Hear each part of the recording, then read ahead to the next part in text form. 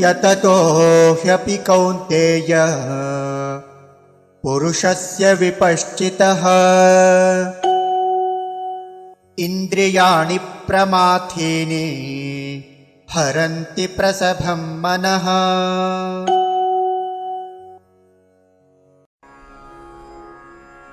यततः हि अपि कौन्तेय पुरुषस्य विपश्चितः इन्द्रियाणि प्रमाथीनि हरन्ति प्रसभं मनः। यततो ह्यपि कौन्तेय यततो ह्यपि कौन्तेय पुरुषस्य विपश्चितः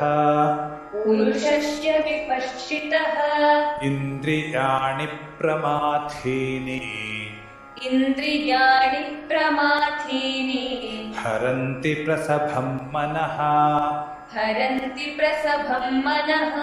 यततो ह्यपि कौन्तेय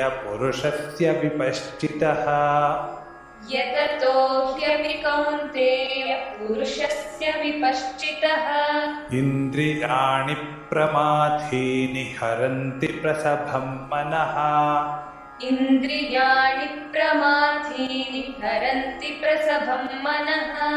यततो ह्यपि कौन्तेय पुरुषस्य विपश्चितः इन्द्रियाणि प्रमाथीनि हरन्ति प्रसभं मनः।